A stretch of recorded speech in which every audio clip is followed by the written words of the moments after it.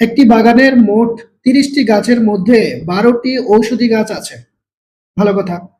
তাহলে বাগানে শতকরা কতটি ঔষধি গাছ আছে? শতকরা। এখন ১০০টার মধ্যে ঔষধি গাছের সংখ্যা কত হবে? যদি ৩০টার মধ্যে ১২টা ঔষধি গাছ থাকে। এইটা হচ্ছে ক্লু বের করার বিষয়। ১০০টার মধ্যে কয়টা ঔষধি গাছ থাকবে?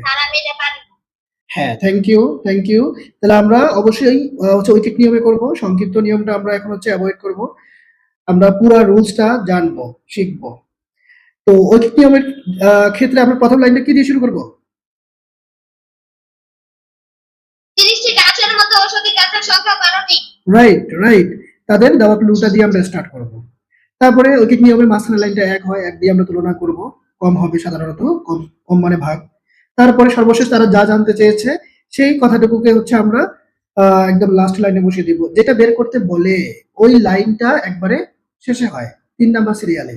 আর যেইটা বের করব, যেই সংখ্যাটা ওটা ডানে হবে। ওটাকে ডানে রেখে তারপরে বের করার লাইনটা আমরা নিচে রেখে দিব। আসেন, আসেন। তাহলে আমরা হচ্ছে ৪ নাম্বারটা করে ফেলি। ৪ নাম্বার প্রশ্নে তাহলে আমরা তাদের দেওয়া ক্লুটা দিয়ে স্টার্ট করব যে ৩০টি গাছের মধ্যে ঔষধি গাছ আছে। ৩০টি গাছের মধ্যে ঔষধি গাছ, ঔষধি গাছ সংক্ষেপে লিখবো আমরা ১২টি। এত বেশি লেখা লম্বা করার প্রয়োজন নাই। ৩০টি গাছের মধ্যে ঔষধি গাছ ১২টি। সুতরাং একটি গাছের মধ্যে ঔষধি গাছ কম হবে। ৩০ তুলনায় এক সংখ্যা অনেক ছোট। কমের বেলায় ভাগ, ভাগের ক্ষেত্রে প্রথমটা চলে যাবে নিচে।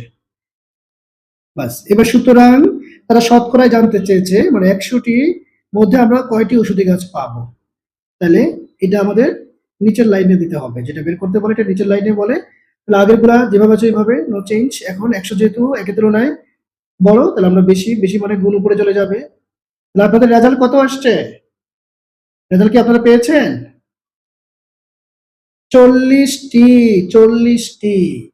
এখন সবচেয়ে ইম্পর্টেন্ট ব্যাপার হলো শতকরায় যদি কোনো কিছু বের করতে বলে আপনাকে অবশ্যই, অবশ্যই কষ্ট করে এই যে উত্তরটা লিখে পার্সেন্টে হচ্ছে দেখাইতে হবে।